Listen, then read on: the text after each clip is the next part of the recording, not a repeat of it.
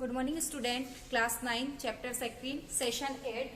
Before वाले 7th session में अपन ने देखा था कि आसवन विधि के बारे में, जिसमें अपन ने देखा था कि ऐसे दो घुलनशील द्रव जिनमें क्वथनांक का अंतर 25 डिग्री सेल्सियस से ज्यादा हो, उनको अपन ने पृथक्करण की विधि देखी थी, आसवन विधि, जिसमें अपन ने जल और एसीटोन को पृथक किया था। आज अपन देख रहे हैं ऐसे दो घुलनशील द्रव जिसमें क्वथनांक का अंतर 25 डिग्री सेल्सियस से कम हो। ऐसे द्रवों को कैसे पृथक करेंगे? तो ऐसे द्रवों को पृथक करने के लिए इंस्ट्रूमेंटली सेट सारा वही रहता है, केवल इसमें अपन जो आसवन फ्लास्क है उसके ऊपर अपन एक प्रभाजी स्तंभ लगाते हैं। प्रभाजी स्तंभ एक कांच की या प्लास्टिक का बना हुआ डिब्बा लाइक स्ट्रक्चर्स होता है, जिसमें कांच की गोलियां भरी होती है। ये कांच की गोलियां जब आसवन करता समय कोई द्रव होता है उसको सत्ता प्रदान करता है संघनन के लिए, तो आसानी से इसमें द्रव जो है वो संघनित हो जाता है और केवल वही द्रव बाहर निकल पाता है जो प्रॉपर संघनित नहीं हो पाता है, और फिर वो दूसरी जगह इकट्ठा, जहाँ पे अपना आवश्यकता अनुसार अपन ने सेट किया वहां पे इकट्ठा होता है।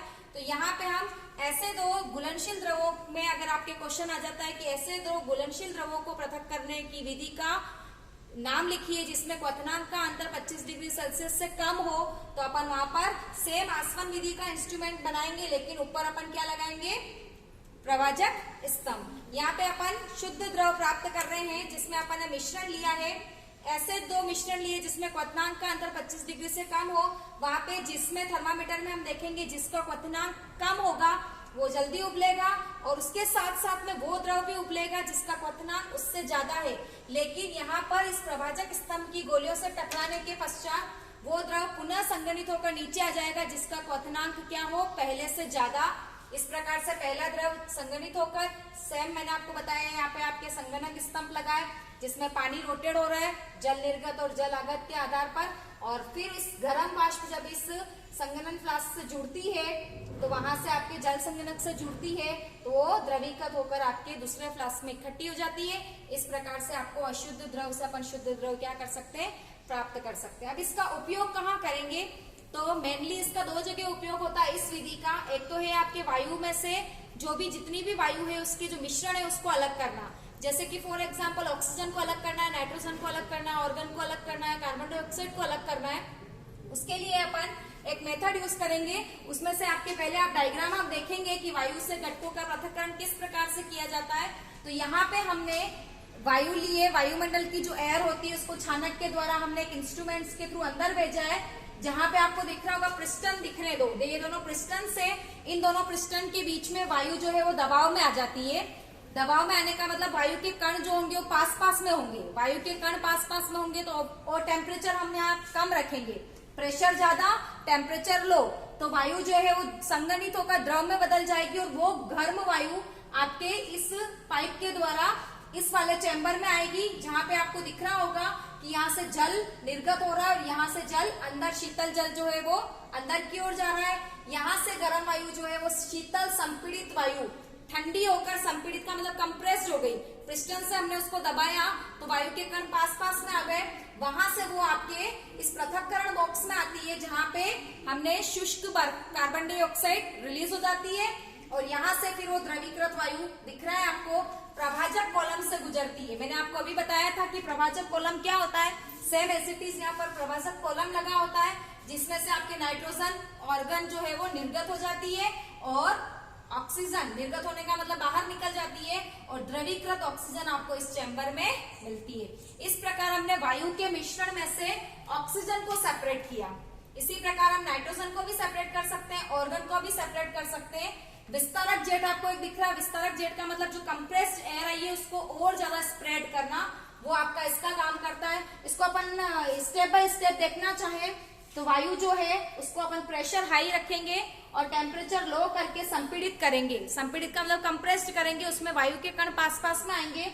वहां से वायु के कण पास पास में आने से वायु जो है किसमें बदलेगी? द्रव में बदलेगी। द्रवीकृत वायु, गर्म वाष्प जिसको कहते हैं, वो प्रभाजक कॉलम से गुजरेगी और वहां पर हम प्रभाजक कॉलम के यहाँ पे वायु को धीरे धीरे गर्म करेंगे।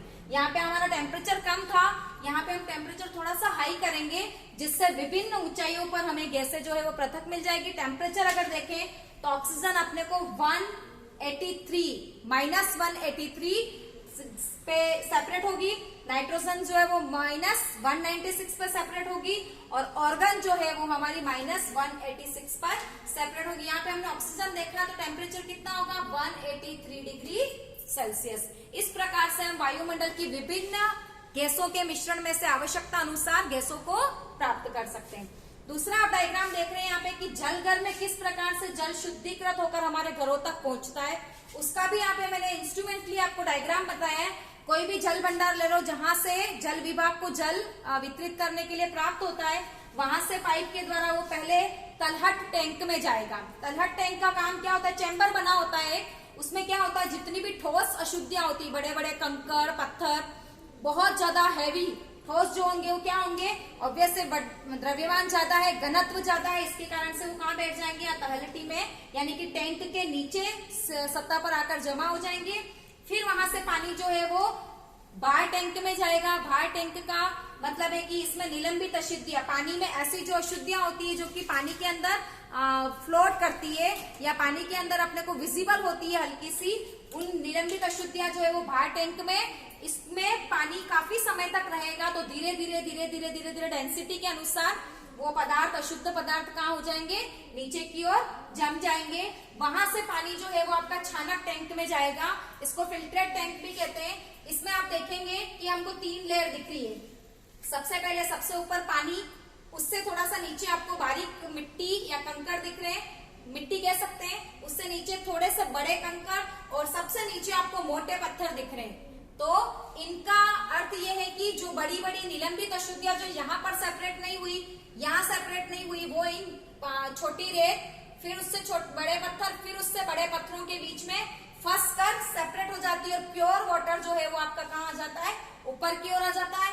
फिर यहाँ से पानी जो है वो लास्ट टैंक में जाता है जिसको क्लोरीकरण टैंक कहते हैं। इसमें जल में जीवाणुओं को मारने के लिए, क्लोरीन जो है वो आपको पता होगा जीवाणु या बैक्टीरिया को मारती है, तो क्लोरीनीकरण में क्या होता है कि इस जल के अंदर जीवाणु जो है, जो कि इनविजिबल अपने को दिखाई नहीं दे रहे और फिल्टर पेपर से या फिल्टर टैंक से सेपरेट नहीं हुए हैं, उनको अंदर क्लोरीन गैस प्रवाहित करके उसको अलग कर लिया जाता है जीवाणुओं को, और फिर शुद्ध पानी हमारे घरों तक पहुंचता है। यहाँ पे हम क्लोरीकरण के अलावा हम इसमें ऑक्सीजन गैस भी प्रवाहित कर सकते हैं। हम इसमें लाल दवा KMnO4 भी डाल सकते हैं, पोटेशियम परमैंगनेट जिसको कहा जाता है, ब्लीचिंग पाउडर डाल सकते हैं। इस प्रकार से विभिन्न रासायनिक पदार्थों के माध्यम से हम इस जल में से जीवाणुओं को अलग बनाकर जल को जीवाणुरोधी करते हैं और फिर आपके जहां से घरों में सप्लाई की जाती है वहां तक पानी को पहुंचाया जाता है और फिर उनकी सुविधा अनुसार पानी को अलग अलग घरों में दिया जाता है,